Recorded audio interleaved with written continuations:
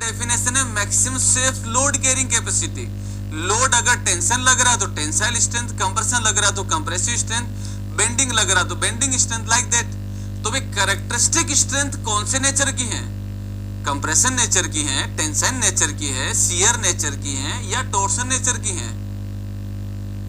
तो इसका आंसर क्या देंगे? इसका आंसर ये होगा दोस्तों, कैरेक्टरिस्टिक स्ट्रेंथ अपने आप में किसी भी नेचर की नहीं है और ये सारे नेचर की है।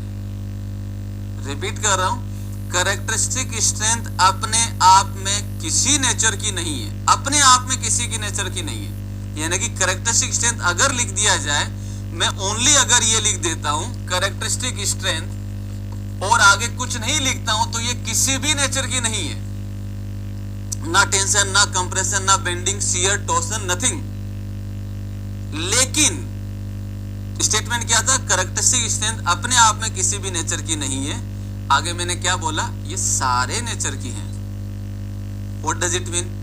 अब इसका मतलब है कि अगर मैं कैरेक्टरिस्टिक स्ट्रेंथ लिखता हूं कंक्रीट के लिए, तो कंक्रीट के लिए हम कैरेक्टरिस्टिक स्ट्रेंथ निकालने हैं क्यूब की कंप्रेसिव स्ट्रेंथ को एनालिसिस करके। तो कैरेक्टरिस्टिक स्ट्रेंथ कंक्रीट के लिए कंप्रेसिव स्ट्रेंथ से बिलोंग करती है। कैरेक्टरिस्टिक स्ट्रेंथ कंक्रीट के लिए कंप्रेसिव स्ट्रेंथ से बिलोंग करती हैं। जब मैं आपको रेनफोर्समेंट पढ़ाऊंगा या सिखाऊंगा, तब उस केस में कैरेक्टरिस्टिक स्ट्रेंथ लिखूंगा मैं रेनफोर्समेंट के लिए, तब ये बिलोंग करेगा टेंसाइल स्ट्रेंथ यानी कि यील्ड को लेके। तो कैरेक्टरिस्टिक स्ट्रेंथ अपने आप में कुछ नहीं है जब तक आप आगे कुछ नहीं लिखते हैं, लेकिन जैसे आप मटेरियल को शो कर देते हैं, तब ये मटेरियल की जिस प्रॉपर्टी के लिए बात करना चाहते हैं उसी के रेस्पेक्ट में बात की जाएगी, उसी के रेस्पेक्ट में दी जाएगी। Everyone clear? हाँ या ना? तो कैरेक्टरिस्टिक स्ट्रेंथ अपने आप में खुद किसी नेचर की नहीं है, बट ये सारे नेचर की हैं। सारे नेचर माने कि अगर आपने कंक्रीट लिखा है तो कैरेक्टरिस्टिक स्ट्रेंथ कंप्रेसिव के रेस्पेक्ट में, कंप्रेशन के रेस्पेक्ट में होगी। अगर आपने रेनफोर्समेंट लिखा है तो फिर ये यील्ड स्ट्रेंथ यानी कि टेंसाइल के रेस्पेक्ट में होगी, सामान्यतः। Is it clear to all? चलो, तो अब आते हैं अपने क्वेश्चन पे। अपने क्वेश्चन पे आते हैं तो भाई हमें क्या दे रखा है? एक क्यूब। जब मैंने एक क्यूब को टेस्ट किया है तो ये खुद की स्ट्रेंथ होगी, कैरेक्टरिस्टिक नहीं होगी। ये मेरे पास में M20 अगर मैं लिखता हूं और अगर मैंने एक क्यूब टेस्ट किया है तो ये मेरे पास में जो वैल्यू होगा वो वैल्यू होगा कंप्रेसिव स्ट्रेंथ। ये वैल्यू होगा कंप्रेसिव स्ट्रेंथ। कब होगा? when a cube, a cylinder या a स्पेसिमेन, अगर इनमें से कुछ भी लिखा आ जाए तो भाई मेरे पास ये जो नंबर है वो किसको शो करेगा? कैरेक्टरिस्टिक स्ट्रेंथ को, कंप्रेसिव स्ट्रेंथ को शो करेगा। वहीं अगर मैं आपको ये लिख देता हूं, फॉर एग्जांपल M20 ये लिखा गया है और ये किसको रिप्रेजेंट करेगा? तो ये रिप्रेजेंट करेगा कैरेक्टरिस्टिक स्ट्रेंथ को। ये कब रिप्रेजेंट करेगा? when आपको दे रखा that is the concrete mix लिखा है या सैंपल लिखा है या कुछ भी नहीं लिखा है। कुछ भी नहीं लिखा मतलब if concrete is tested in the laboratory. Same question के अंदर मैंने क्या कर दिया? यहाँ पे लिख दिया concrete is tested in the laboratory. कुछ भी मेंशन नहीं किया तो फिर सैंपल की मानी जाएगी, वो फिर क्यूब की नहीं हो, मतलब अकेले की बात नहीं करेगा। अगर मैं यहाँ लिख देता हूं ए क्यूब और क्या हो जाएगा? ए क्यूब या ए सिलेंडर या ए स्पेसिमेन, एक की बात अगर हम कर रहे हैं तो भाई मेरे पास ये जो वैल्यू है वो खुद की स्ट्रेंथ होगी। खुद यानी कंक्रीट की हम कंप्रेसिव स्ट्रेंथ के रेस्पेक्ट में बात कर रहे हैं। सो दिस इज द वन। तो ये अगर लिखा आता है तब हम लोग जो लिखेंगे this is the characteristic strength. Crystal clear? Everyone से यस और नो? अरे यार ये क्या हो गया?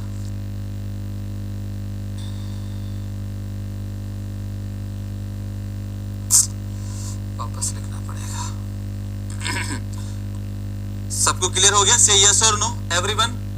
तो अगर मैं M20 लिखता हूं और ये जो है अगर बिलोंग करता है that is for specimen A specimen, A cube और ए सिलेंडर, तब मेरे पास में ये हो जाएगा that is the compressive strength. और अगर मेरे पास ये बिलोंग करता है कंक्रीट मिक्स, ये बिलोंग करता है that is the concrete mix, और ये हो जाएगा दैट इज द सैंपल, तब उस केस में ये करेगा that is the characteristic strength. लिख लो इसको क्विक। चलिए सबको क्लियर हो गया?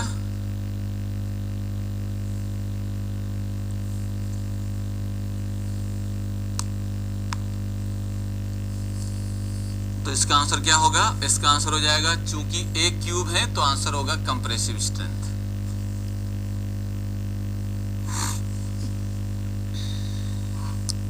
And here is the explanation, already we have written in the notes में लिख चुके हैं, बट फिर भी ध्यान रख लीजिए, लिख दीजिए।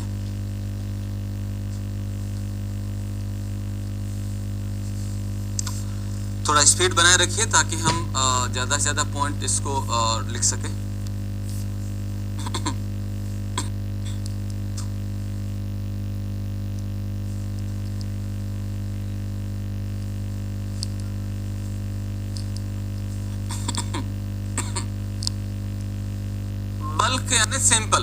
बल्क यानी सिंपल की जो स्ट्रेंथ आती है एवरेज आती है, अकेले की नहीं आती। Characteristic strength of concrete if compressive strength of cubes are, अलग अलग क्यूब हमने टेस्ट किए और उसके लिए हमारे पास में जो कंप्रेसिव स्ट्रेंथ आई है वो कंप्रेसिव स्ट्रेंथ ये है 30 मेगापास्कल, 33 मेगापास्कल, 28 मेगापास्कल, 20 मेगापास्कल और 38 मेगापास्कल। और आपको बताना है इसकी क्या होगा, कैरेक्टरिस्टिक स्ट्रेंथ क्या होगी।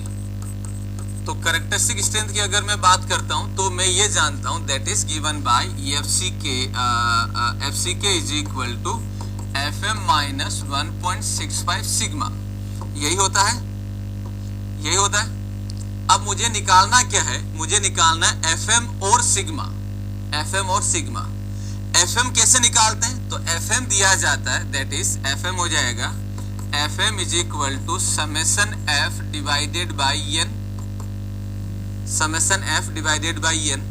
F is the compressive strength and the values are given here. So the value is 30 plus 33 plus 28 plus 20 plus 38 divided by N. N हो जाएगा number of cube 1, 2, 3, 4 and 5. So this is the 5. So that is the FM. What is this? कल class होगी क्या? बिल्कुल होगी, क्यों नहीं होगी। अभी आप ये मान के चल लो कि अक्टूबर में जब पेपर है और थोड़ा सीरियस हो जाइए, है ना।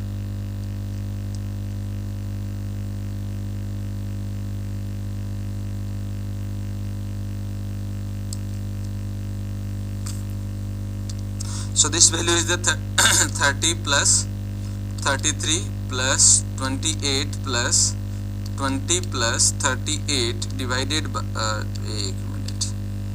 28 plus 20 plus 38 divided by 5. So this value is 29.8. How much? 29.8. 29.8 megapascal. This is the FM. ठीक है। Now that is the sigma. Sigma is the standard deviation. We know that this is determined by summation F minus FM का square divided by N minus 1। तो यहाँ पे अगर हम value लिखेंगे तो ये क्या आ जाएगा, दिस इज द वन, ये क्या दिया जाएगा, समेशन ब्रैकेट में लिख लेते हैं। तो F माइनस FM, तो पहले के लिए हम क्या लिखेंगे, F हो जाएगा 30 और FM होगा 29.8। तो तो ये हो जाएगा 30 माइनस 29.8 का स्क्वायर प्लस 33, तो ये हो जाएगा 33 माइनस 29.8 का स्क्वायर प्लस 28, तो ये हो जाएगा 28 माइनस 29.8 का स्क्वायर प्लस 28 के बाद में हो जाएगा 20, सो दिस इज द 20 माइनस 29.8 का स्क्वायर प्लस 38, तो ये हो जाएगा 38 माइनस 29.8 का square, the whole divided by n minus 1, 1 2 3 4 5, तो 5 minus 1, so this is the one.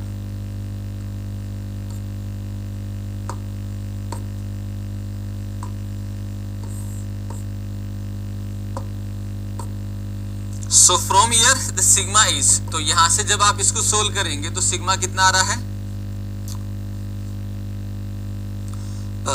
Prince का 18.8, दैट्स वेरी गुड, अच्छी कैलकुलेशन है दोस्त आपकी।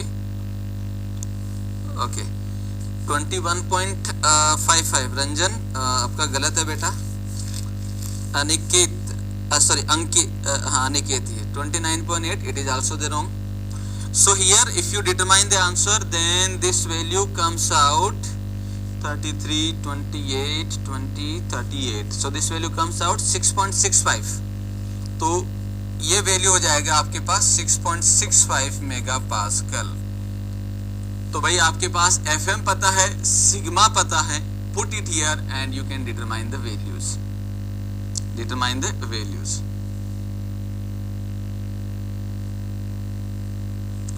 तो यहाँ पे जब आप इस डेटा को पुट करेंगे तो क्या हो जाएगा, ये डेटा पुट करेंगे तो यहाँ पे आ जाएगा, क्या हो जाएगा, that is FCK is equal to FM minus, FM हो जाएगा 29.8 minus 1.65 into sigma 6.65, so that FCK is equal to 29.8 minus 1.65 into 6.65, so this value comes out 18.83 megapascal.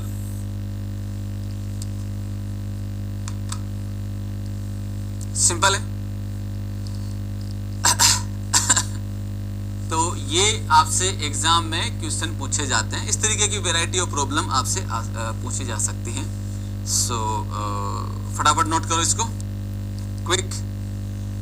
Calculation जब आप लिखते हैं तो कोई एक टर्म या दो टर्म अगर आपके पास आप स्पीड नहीं बना पा रहे तो एक या दो टर्म्स लिख लीजिए, बाद में आप उसको कॉपी कर सकते हैं और सोल्व कर सकते हैं। एंड वन मोर थिंग, यहाँ पे जो आंसर लिख दिया गया है ये आप लोग कैलकुलेट करके निकालेंगे।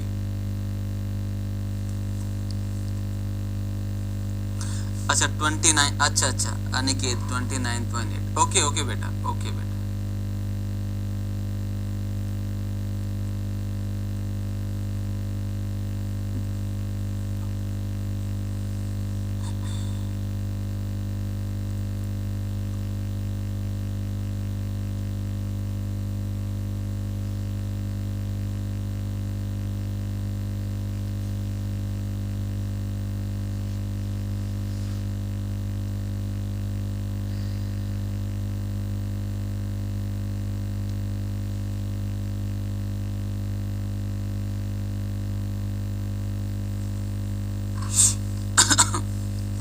चलो तो आगे बढ़े।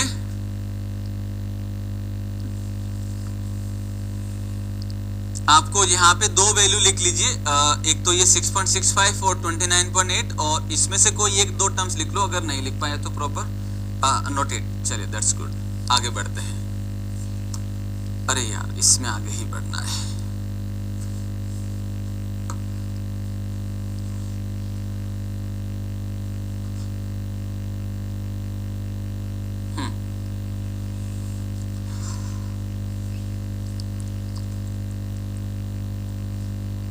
सर प्री में आएगा, ऐसा कैलकुलेटर अलाउ नहीं होता है।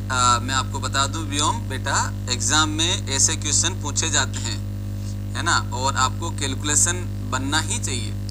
यहाँ पे क्वेश्चन आया है, व्योम बोल रहा है कि सर ऐसे हम कैलकुलेशन कैसे कर पाएंगे। तो एग्जाम के अंदर आपको टाइम मैनेजमेंट और कौन सा क्वेश्चन करना है कौन सा नहीं करना है, ये डिसीजन मेकिंग पावर भी होनी चाहिए। तो ये आपका समझ होना चाहिए कि भाई कौन सा करना नहीं करना है। कई बार अभी जैसे हम आरसीसी में आगे बढ़ेंगे तो आपको जब मैं स्लेब का क्वेश्चन कराऊंगा या वाटर टैंक का कराऊंगा या जब लेंदी क्वेश्चन हम सोल्व करेंगे तो मैं आपको ये भी बोलूंगा कि अगर ये आपको पूरा आता है, अच्छे से आता है, लेकिन अगर आपकी स्पीड लेस है तो एग्जाम में इसको अटेम्प्ट नहीं करना है। आपके पास टाइम लिमिटेड है और उस लिमिटेड टाइम में एग्जामिनर से ज्यादा मार्क्स लेने हैं। So you have to decide कि आपको कौन सा करना है और कौन सा नहीं करना है, ठीक है ना। तो ये मैंने आपको पता होना चाहिए, डिसीजन पावर आपकी होनी चाहिए। अगर इसका न्यूमेरिकल आपको पता है कि इसका फॉर्मूला ये है, इसमें पुट करेंगे ये आ जाएगा, इसमें पुट करेंगे ये आ जाएगा, but you know that it has the lengthy calculation. So you will decide कि आपको इसको करना है या नहीं करना है या सबसे एंड में करना है। तो ये आपका डिसीजन होना चाहिए। चलिए आगे बढ़ते हैं। अभी तक हमने जो भी बात करी उन बातों के अंदर हमारे पास क्या पॉइंट था। पॉइंट यह था कि अगर हम इसको थोड़ा सा समझे तो क्या था, मान लीजिए मेरे पास में कोई भी M20 कंक्रीट है या 30 कंक्रीट है या 35 जो भी है, ये मेरे पास में कंक्रीट आ जाता है और इसको लेके हम लोग ये बोलते हैं कि भी हमारे पास में 5 क्यूब ऐसे होंगे जिनकी स्ट्रेंथ ऐसे हो सकते हैं, होंगे तो नहीं, ऐसे हो सकते हैं जिनकी स्ट्रेंथ 20 से लेस रहे, बट 95 क्यूब ऐसे होंगे जिनकी स्ट्रेंथ होंगे कंफर्म, जिनकी स्ट्रेंथ 20 या 20 से ज्यादा होगी। और इसके रिस्पेक्ट में हम लोग जो बात करते हैं वो बात करते हैं कि FCK is equal to FM minus 1.65 sigma, और ये कहानी सारी लिख देते हैं। क्लियर है। और एवरेज जो मेरे पास आता है वो हम ये भी बोलते हैं कि एवरेज जो आता है वो एटलीस्ट 20 होना ही चाहिए, कम से कम जो वैल्यू आती है वो 20 होनी ही चाहिए। अगर एवरेज का वैल्यू इससे लेस आ गया तो भी एक्सेप्ट नहीं है। दिखती सी बात है, एवरेज लेस आने का मतलब बहुत सारे क्यूब की स्ट्रेंथ इससे भी कम है तभी तो लेस आया है, तो वो भी एक्सेप्टेबल नहीं है। अब ये जितनी भी बातें हम कर रहे हैं वो सारी की सारी बातें हम कर रहे हैं लेबोरेटरी के लिए। हमने क्यूब भी लैब में बनाया, उसको मोल्ड भी लैब में किया, क्यूरिंग भी लैब में करी और टेस्टेड भी हम लैब में कर रहे हैं। लैब का मतलब ये है कि हमारे पास सब कुछ कंट्रोल्ड और स्किल्ड वर्कर के अंडर परफॉर्म किया जा रहा है। एटमॉस्फेयर कंट्रोल मींस लेबोरेटरी में हम टेम्परेचर अपना कंट्रोल कर सकते हैं। रूम बने होते हैं जहाँ पे टेम्परेचर आप चाहे जितना ऊपर नीचे कर सकते हैं depending on your requirement. And the worker जो वहाँ पे वर्क कर रहे होते हैं they are very skilled, they know that कि कौन सी चीज क्यों की जा रही है, किस लिए कर रहे हैं, उसकी इंपॉर्टेंस क्या है। So they are very aware about it कि इसको प्रॉपर क्यूरिंग करना है नहीं करना है, अगर क्यूब को अगर मोल्ड कर रहे हैं तो कैसे करना है, कितना कॉम्पैक्शन करना है, किस स्पीड से किस हाइट से गिराना है, they knew that. Okay, so laboratory का मतलब ये रहता है। बट हम ये अच्छे से जानते हैं कि हम क्यूब को लेबोरेटरी में टेस्ट करके रिजल्ट डेराइव कर सकते हैं, that's okay, not a big issue. But building जो बनेगी, जो स्ट्रक्चर बनता है वो तो साइट पे बनेगा। साइट के ऊपर जब हम बात करते हैं तो भाई हमारे पास में कंक्रीट की स्ट्रेंथ वेरी करेगी definitely. There are several factors like quality of concrete can not ensure, हम नहीं कर सकते। मटेरियल कैसा लिया जा रहा है, दैट्स ओके, दैट सामान्यतः हम लोग वही लेते हैं जो हम डिजाइन करते हैं, बट यू नो दैट कि ठेकेदार सारी चीजें करते ही हैं। और दूसरा, जो लेबर वर्क कर रही है वो अनस्किल्ड है, उनको कोई मतलब नहीं है क्या चल रहा है, उनको मतलब है टाइम हो जाना है एंड वो काम करते हैं। इन सब के अलावा सबसे मेन जो इंपॉर्टेंट फैक्टर रहता है that is the atmospheric condition. जब मिक्स किया जा रहा है, कॉम्पैक्शन किया जा रहा है, प्लेसिंग किया जा रहा है, जब वो क्यूरिंग हो रही है, इस सारे ड्यूरेशन में एटमॉस्फेरिक कंडीशन क्या है वो भी कंक्रीट की स्ट्रेंथ को अफेक्ट करता है। ये हमने कल के क्लास में देखा भी है। तो पॉइंट ये आता है कि जब साइट के ऊपर हमारे पास में कंक्रीटिंग अगर हम कर रहे हैं तब उस केस में किसी भी पर्टिकुलर ग्रेड के लिए, चाहे वो 20 हो, 25 या 30 जो भी हो, तो पर्टिकुलर ग्रेड के लिए हमें कम से कम कितना एवरेज स्ट्रेंथ चाहिए जो मैं एक्सेप्ट कर सकूं कि भी साइट के लिए इतना एक्सेप्टेबल है। मीन्स हम ये जानना चाहते हैं कि साइट के ऊपर अगर एवरेज का वैल्यू किसी भी पर्टिकुलर ग्रेड के लिए इससे अगर कम आ गया तो फिर ये एक्सेप्ट नहीं होगी। अगर यहां से ज्यादा आ जाता है ये या इससे ज्यादा आ जाता है तो एक्सेप्ट करेंगे। तो that value I need to know. Means हम ये जानना चाहते हैं कि कंक्रीट की साइट पे स्ट्रेंथ क्या होगी, एवरेज स्ट्रेंथ क्या होगी, that we need to know. तो that is the our next topic, या हेडिंग हो जाएगा strength of concrete at site. Strength of concrete at site, ठीक है। तो स्ट्रेंथ ऑफ कंक्रीट अगर एट साइट की अगर मैं बात करता हूं तो क्या होगा, इसमें अगर हम देखें तो यहाँ पे हो जाएगा 3 cubes are tested at site of M30 concrete. आगे नहीं बढ़ रहा हूं आगे नहीं बढ़ रहा हूं। तो मैं ये जानता हूं कि M30 लिखा गया है।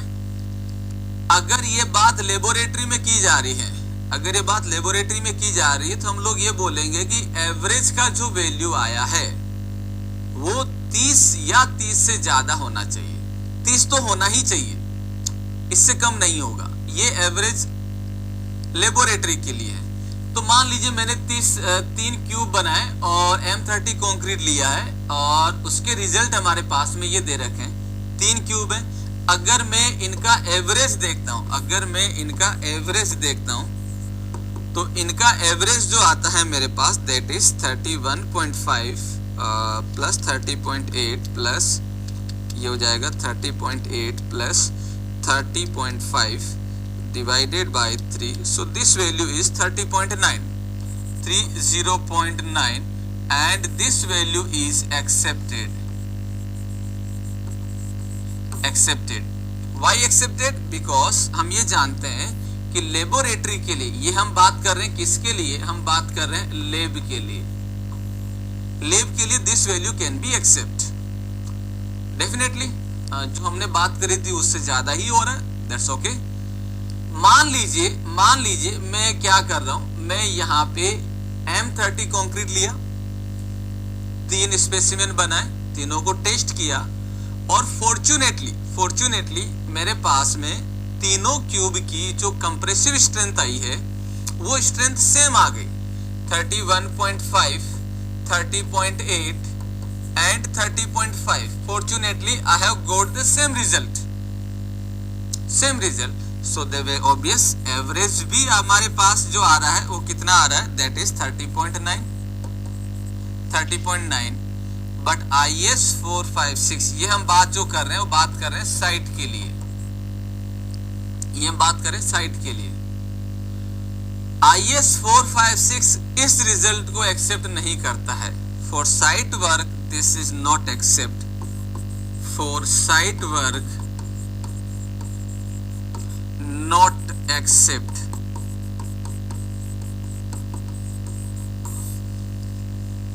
not accepted, साइट वर्क के लिए एक्सेप्ट नहीं होगा। पॉइंट ये आता है कि जब ये वैल्यू 30 से ज्यादा है तो आप उसको एक्सेप्ट क्यों नहीं कर रहे? तो जो भी हमने अभी पॉइंट डिस्कशन किए थे, quality of concrete, labour work और mixing, compaction method, transportation, placing, everything. Apart from that, a major factor that is the atmospheric condition that also affect the strength of the concrete. We know that. So IS 456 will cover the effect of all these parameter and corresponding to this उन्होंने IS code ने एक कुछ conditions दी हैं जो आपको ध्यान रखनी होगी। क्लियर है? तो IS 456 के करस्पॉन्डिंग यानी कि IS कोड के करस्पॉन्डिंग ये एक्सेप्टेबल नहीं है। इसके लिए साइट वर्क के लिए अगर आपको एवरेज स्ट्रेंथ चाहिए then you have to be follow some rule. 2 criteria दिए हैं, कौन कौन से होंगे वो भी हम देखेंगे। तो पहले इसको नोट करो।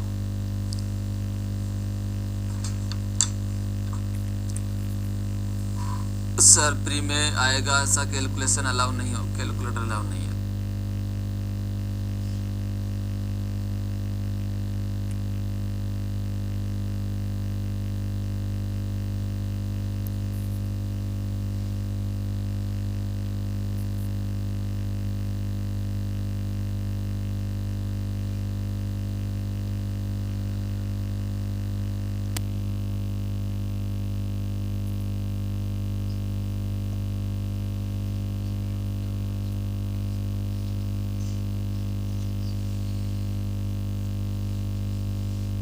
उसका आंसर दे दिया।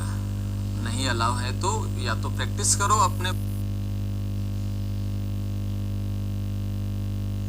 स्टैंडर्ड डेविएशन सिग्मा ले। अरे भाई 30 से ऊपर रहे या ना रहे, क्यों? हमें कैसे पता कि सिग्मा 30 ही लेना है या M30 कंक्रीट ही है? हैं? अभिषेक का क्वेश्चन ये है कि भाई सर आपने जो पिछला क्वेश्चन दिया था उसमें अगर सारे क्यूब की स्ट्रेंथ 30 से ज्यादा होती, ये कंप्रेसिव स्ट्रेंथ 30 हो गया, इसकी भी 30 होती, इसकी भी 30 होती, तो मैं सिग्मा का वैल्यू 5 ले सकता था क्या? कहाँ मेंशन है M30 कंक्रीट लिया है मैंने? नहीं है, तो then you determine it. Maybe value same आ जाए वो अलग बात है, कोइंसिडेंस डेटा है, बट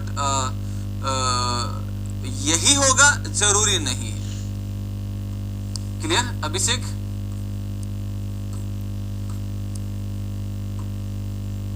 नोट करिए।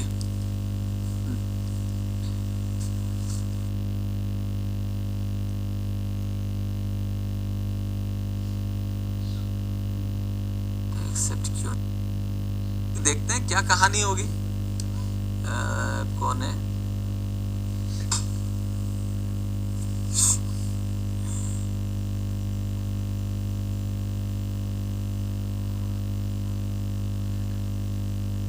सनातन कर रहे हैं।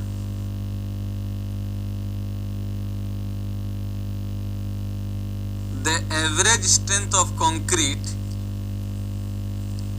average strength of concrete,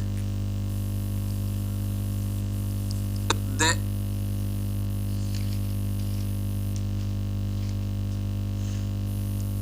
site यहाँ पे एक पॉइंट लिखिए सब लोग इसके नीचे। For site work, for site work, for site work,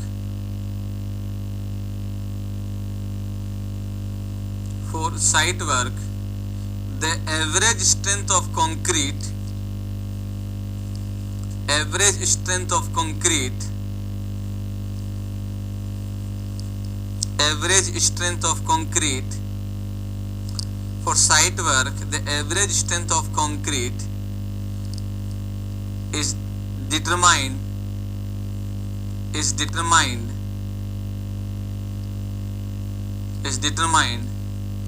as per IS 456, as per IS 456, using following two criteria, using following two criteria, using following two criteria, two criteria। अब हम जो क्राइटेरिया लिखने वाले हैं उन क्राइटेरिया के लिए आपको यह ध्यान रखना है कि अगर साइट के लिए एवरेज स्ट्रेंथ निकालना है तो आपको दोनों क्राइटेरिया को यूज करना होगा। एंड यू नो दैट अभी भी हमने जो डिस्कशन किया उससे हम बात कर सकते हैं कि जो क्राइटेरिया लिखे गए हैं वो साइट के ऊपर कंक्रीट की स्ट्रेंथ को जो भी पैरामीटर अफेक्ट करता है दैट ऑल पॉइंट या ऑल पैरामीटर उसमें इंक्लूडेड रहेंगे एंड उसको ध्यान में रखते हुए वैल्यू लिखी गई है। ठीक है, तो पहला जो क्राइटेरिया होगा वो क्राइटेरिया क्या होगा? कहाँ गया? हाँ, this is the criteria 1, this is the criteria 1। तो क्राइटेरिया 1 क्या कहता है? Strength of 4 non overlapping conjugative test result should not less than FCK plus 0.825 sigma और FCK plus 3 whichever is more। तो यही हमारे पास में लिखा गया है, strength of 4 non overlapping conjugative test result should not less than M15 and above के लिए maximum of FCK plus 0.825 sigma और FCK प्लस 3। अमेंडमेंट नंबर 4 से पहले यहाँ पे M15 के लिए अलग था, M20 के लिए अलग था, 20 और अबव के लिए अलग था, but it has been change now the values starting from M15 to onwards जो भी है उन सब के लिए एक ही क्राइटेरिया है। तो अगर आप पुराना बुक या कोई भी अगर PYQ बना रहे हैं जिनको 3-4 साल पहले अगर मेंशन उसमें उसके रिस्पेक्ट में अगर आंसर दिया गया तो माइट भी आपको ऐसा लगेगा कि ये गलत है, but as per the new amendment it has been change and it is the updated value. Okay, so note it down. Criteria 1 क्या है?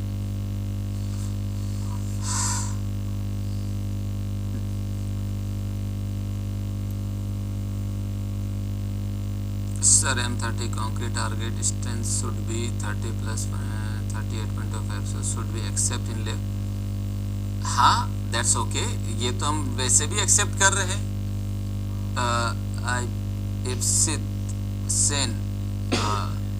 सेन साहब, ये तो हम वैसे भी एक्सेप्ट कर रहे हैं। हमने जो फॉर्मूला लिखा है FC के प्लस 1.65 सिग्मा FM के लिए, तो that is also definitely written for laboratory work,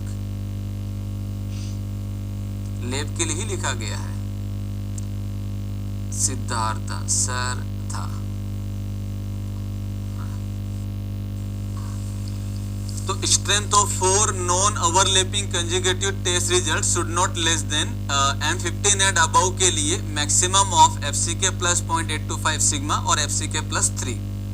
ठीक है, FCK प्लस 3। तो अब अगर मैं आपसे यहीं से पूछ लेता हूं कि भाई अगर मेरे पास एवरेज स्ट्रेंथ, अगर मैं आपसे पूछता हूं कि what is average strength, what is average strength of M30 concrete at site, M30 concrete at site के लिए ये वैल्यू कितना होगा? तो भाई क्या होगा बताइए, क्या होगा? अगर मैं इसका सॉल्यूशन देखूंगा तो मेरे पास ये जो वैल्यू आएगा वो क्या आ जाएगा? This is the one. तो M30 के लिए अगर हम बात करेंगे तो एवरेज स्ट्रेंथ जो निकाला जाएगा इससे होगा। So that is the average strength is equal to maximum of FCK plus 0.825 sigma. ये हो जाएगा मेरे पास कुछ ऐसे 0.825 सिग्मा और FCK प्लस 3। इसमें वैल्यू पुट करेंगे तो M30 के लिए FCK हो जाएगा 30, इसके लिए हो जाएगा 30 प्लस 0.825 इंटू सिग्मा। 30 के लिए सिग्मा होता है 10 और 15 के लिए 3.5, 20 और 25 के लिए 4 एंड 30 के लिए 5 होता है। So that value is the 5 and जब आप इसको सोल्व करेंगे एंड ये हो जाएगा 30 प्लस 3, तो ये तो मैं लिख देता हूँ 33 mega pascal and how much this is the 30 plus 0.825 into 5, so this value is 34.125, so this value is 34.125 megapascal। So the average strength जो आएगा M30 कंक्रीट के लिए, एवरेज स्ट्रेंथ जो आता है M30 के लिए वो 34.125 मेगापास्कल से कम नहीं होना चाहिए, और हमारे पास एवरेज कितना आया था? एवरेज आया था that value is the 30.9। Average कितना था हमारे पास? 30.9। So that's why it is not accepted. तो IS 456 ये कहता है कि भाई आपके पास एवरेज जो आता है वो इतना आना चाहिए। नोट करिए इसको क्विक।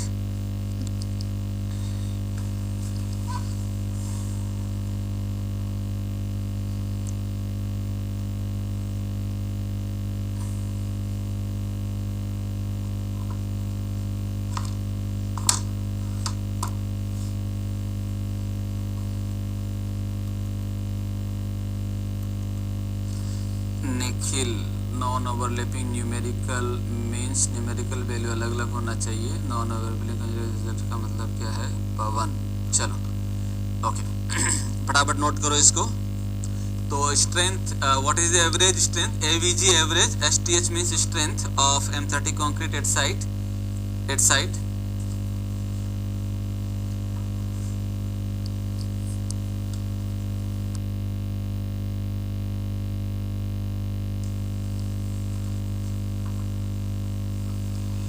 तो तो भाई एवरेज जो आता है 34.125 होना चाहिए, तभी एक्सेप्ट होगा। अब पॉइंट ये आता है कि सर क्यों लेबोरेटरी में तो आप कम पे एक्सेप्ट कर रहे हैं 30.9 पे, और यहाँ 34 बोलते हैं, क्यों ऐसी बातें कर रहे हैं? और दूसरा, ये तो छोड़ो, ये तो खैर बाद में बात करेंगे, इनका मतलब बता दो क्या लिखा है। वैल्यू पुट करके आंसर निकाल दिया, वो ठीक आ गया, but what is this 4 non overlapping conjugative test result, इसका मतलब क्या है? तो ये लिख लिया होगा, क्योंकि मैं जैसे ही दूसरे उस पे जाऊंगा तो ये हट जाएगा, मैं दोबारा इसको नोट नहीं करूंगा, तो ये सबने लिख लिया होगा। आई होप कोई इश्यू नहीं होगा किसी को। 4 नॉन ओवरलैपिंग कंजुगेटिव का मतलब बता रहा हूं। मान लीजिए आपने क्या किया, आपको एक रूम बनाना है, फॉर एग्जांपल एक ही रूम की बात कर लेते हैं। आपको एक रूम बनाना है जिसके लिए आपने क्वांटिटी ऑफ कंक्रीट निकाला कि भी 100 मीटर क्यूब आप कंक्रीट करेंगे and you have decided that, not obviously बात है कि पूरा का पूरा रूम एक ही दिन में तो बनेगा नहीं। फाउंडेशन भी उसी दिन बना रहे हैं, उसी दिन कॉलम बना रहे हैं, उसी दिन बीम बना रहे हैं, उसी दिन स्लैब बना रहे हैं, वॉल बना रहे हैं, सब कुछ एक ही दिन में कर रहे हैं। We know that it is not possible, और ये हो भी नहीं सकता। तो आपने क्या किया कि इस पूरे जो भी प्रोसीजर हैं उसको आपने अलग अलग डेज में डिवाइड कर दिया।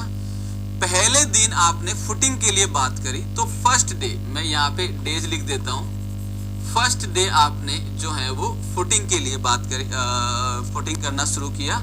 और इसमें जो आपने कंक्रीट जो यूज किया है, मान लेते हैं हमने 20 मीटर क्यूब, ये मीटर क्यूब में होगा, 20 मीटर क्यूब आपने कंक्रीटिंग यूज कर ली। अब इस 20 मीटर क्यूब कंक्रीटिंग से आपने नंबर ऑफ सैंपल जो बनाए हैं, नंबर ऑफ सैंपल जो बनाए हैं, वो सैंपल आपने कितना बनाए, दैट इज आपने मान लीजिए नंबर ऑफ सैंपल जो हमने बनाए दैट इज 20 है ना, तो हमने 3 सैंपल ले लिए। फॉर एग्जांपल मैंने 3 सैंपल ले लिए, और तीनों सैंपल की वी नो दैट अलग अलग स्ट्रेंथ आएगी। सैंपल 1, सैंपल 2, सैंपल 3, तीनों की अलग अलग स्ट्रेंथ होगी। उस स्ट्रेंथ को हमने यहाँ पे शो कर दिया, दैट इज नंबरिंग कर दिया 1 2 3 से। पहले दिन की बात है ये। दूसरे दिन आपने, नोट दूसरे दिन, 7वें दिन मान लीजिए, 7वें दिन, 7th डे मान लीजिए आपने जो है वो आपने क्या करना, बीम और कॉलम एक साथ बनाना है, तो बीम और कॉलम आपने बनाए। फॉर एग्जांपल आपने यहाँ पे जो यूज किया है वो मान लीजिए 40 मीटर क्यूब कंक्रीटिंग यूज किया। 40 मीटर क्यूब कंक्रीटिंग के रिस्पेक्ट में अगर मैं बात करता हूँ, तो मान लीजिए मैंने 4 सैंपल बनाए, चारों सैंपल की अलग अलग स्ट्रेंथ आई होगी, तो ये हमने शो कर दिया, दैट इज 4 5 6 7, ये हमने कर दिया।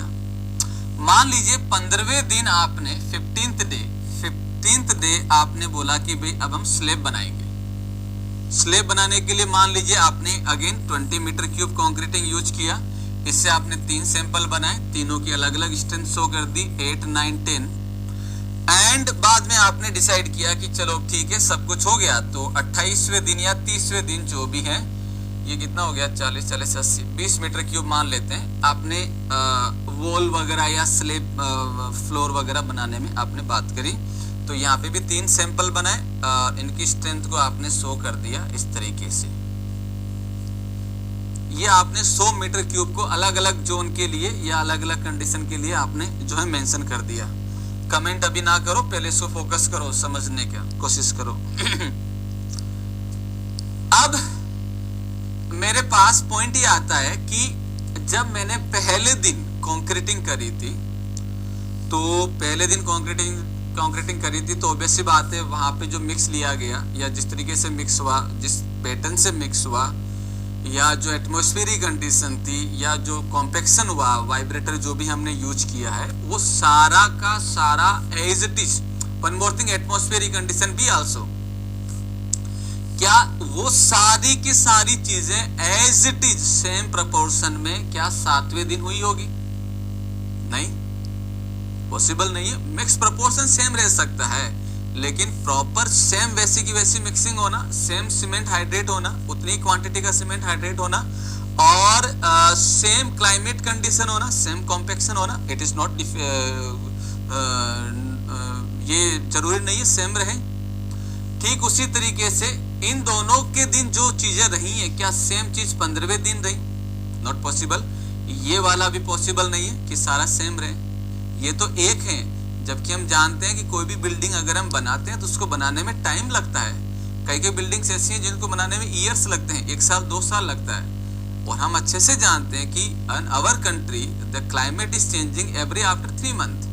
3 या 4 मंथ में हमारे पास क्लाइमेट चेंज होता है। अभी तो कुछ भी हो रहा है, ठीक है। तो जब क्लाइमेट कंडीशन अलग अलग हैं और हम ये जानते हैं कि क्लाइमेट कंडीशन अलग होती है तो स्ट्रेंथ पे अफेक्ट करती है।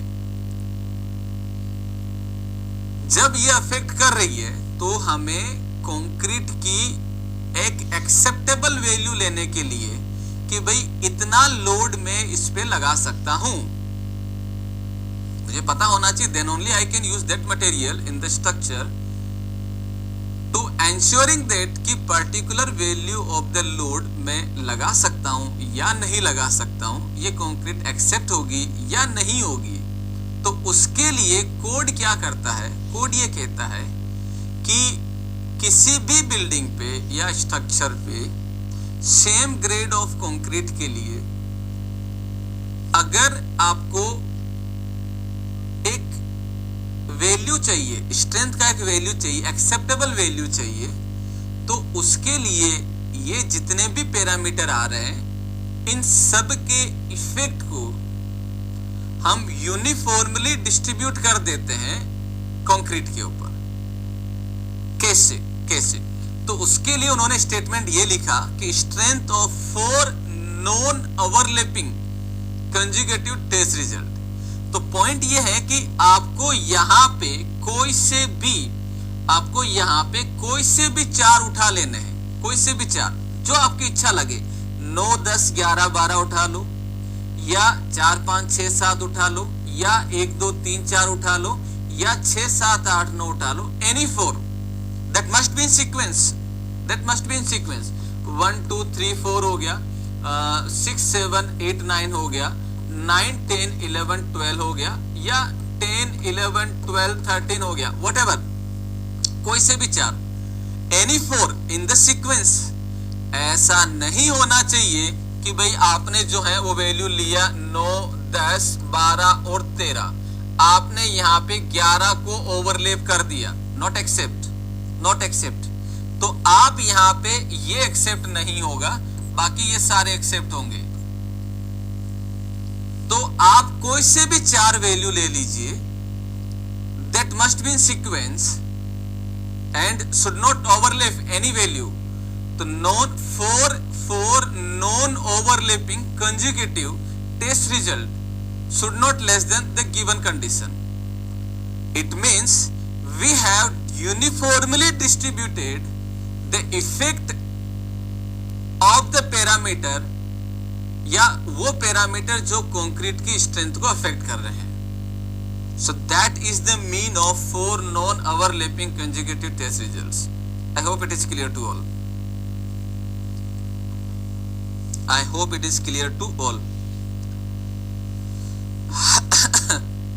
say yes or no, say yes। तो ये आपके पास आता है 4 नॉन ओवरलैपिंग कंजुगेटिव टेस्ट। हाँ, ईएससी के अंदर जरूर ऐसी बातें की जा सकती है ना, यूपीएससी के लिए समझ सकते हैं, वो लेवल है उनका। बाकी आपके लिए इतना जरूरी है कि आपको ये चीजें पता रहें। इसका फॉर्मुलेशन देख चुके हैं। अब इसी के नीचे नोट 1 करके लिखिए। नोट 1 क्या कहता है? नोट 1 ये कहता है कि भाई आपने यहाँ पे एवरेज वैल्यू निकाल लिया, अच्छी बात है, लेकिन ये भी हम जानते हैं मैथमेटिक्स से, किसी भी चीज का एवरेज अगर मैं देखता हूं, तो एवरेज जो है वो कैसे भी निकाल सकते हैं। जैसे मान लो अगर मुझे एवरेज चाहिए 30 फॉर एग्जांपल तो मैं यहाँ पे कुछ वैल्यू लिख देता हूं। जैसे मान लो मैंने लिख दिया 60 और मैं यहाँ पे कुछ वैल्यू लिख देता हूँ 150 180 जो भी है, और यहाँ पे मुझे अगर एवरेज निकालना है तो मेरे पास 3 वैल्यू में लेके क्या 60 कहाँ से लिख दिया, गलत हो गया भाई, वेरी बैड। यहाँ पे मान लो मैंने कुछ 3 वैल्यू लिख दिया, यहाँ पे कुछ मैंने 70 80 वैल्यू लिख दिया, यहाँ पे कुछ वैल्यू लिख दिया। एवरेज लाया जा सकता है। मान लो 3 हो गया, यहाँ पे 80 हो गया, तो इसमें बीच में कोई एक डेटा लिख के मैं एवरेज ला सकता हूँ। एवरेज ऐसे भी ला सकते हैं, यहाँ पे मैंने 28 लिखा और यहाँ पे 32 लिखा, ऐसे भी इसका एवरेज 30 लाया जा सकता है, ला सकते हैं ना। तो मैथमेटिक्स तो कुछ भी कह सकती है।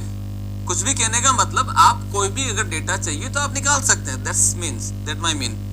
तो पॉइंट ये है कि आईएस कोड ये कहता है कि साइट वर्क के लिए जो आपने एवरेज निकाला है, वो एवरेज के लिए जो आप क्यूब की स्ट्रेंथ लेंगे, एवरेज के लिए जो क्यूब की स्ट्रेंथ लेंगे, वो क्यूब की स्ट्रेंथ के अंदर जो क्यूब की स्ट्रेंथ होगी वो मिनिमम कितनी होगी, मैक्सिमम कितनी होगी, ये आपको पता होनी चाहिए।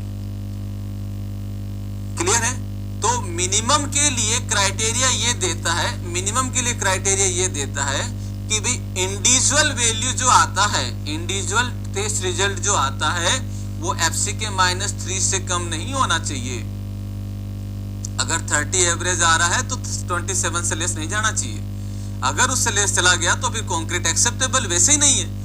कहानी अलग चीज होती है बट कंडीशंस अलग हैं। तो पहला नोट ये। दूसरा आता है कि भाई मेरे पास में वैल्यू आ गया, जैसे अभी हम बात करें तो भाई मेरे पास यहाँ पे आपके पास आंसर आया था 34.125 मेगापास्कल। तो कोड ये भी कहता है कि आपके पास जो भी आंसर आता है उसको आपको 0.5 के ऑर्डर में लिखना रहता है। तो हमारे पास जो भी वैल्यू आता है वो स्ट्रेंथ ऑफ क्यूब जो होती है वो 0.5 के ऑर्डर में आपको लिखना है। ठीक है, अगर आपसे न्यूमेरिक डेटा पूछा जाता है, हालांकि एग्जाम में क्लियरली मेंशन रहता है कि किस फॉर्म में आपको रिप्रेजेंट करना है। नोट करिए। सर मुझे समझ नहीं आया क्राइटेरिया 1। नदीम, क्या नहीं समझ में आया बेटा, बताओ। ब्रेक, अच्छा कंसेप्ट में ध्यान नहीं है, ब्रेक चाहिए। अरे यार, देते हैं भाई ब्रेक।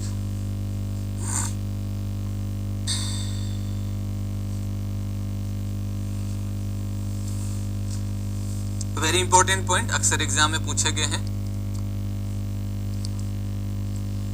अभी शुरू की क्लासेस हैं तो आप खुश रहो, ब्रेक जरूर देंगे, टाइम पे ही देंगे। 1-2 दिन और निकलने दो, फिर देखते हैं।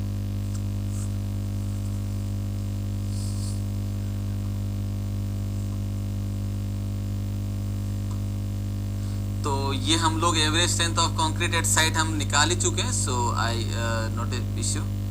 उसके बाद में हाँ एक चीज और लिख लो, ठीक है। तो क्लियर हो गया सबको, है ना। एक काम करते, 5 मिनट थोड़ा और ले लेते हैं, फिर नया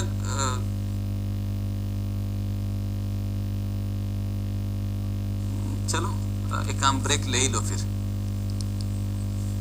मैं ब्रेक अपने हिसाब से दे दूंगा, अभी थोड़ा ध्यान रखिए, है ना। खैर जो भी है, कितने देर का ब्रेक चाहिए? 10 मिनट का ब्रेक है। अभी 11:12 हुए, 12 मिनट, तो 10 मिनट बाद में मिलेंगे। Thank you.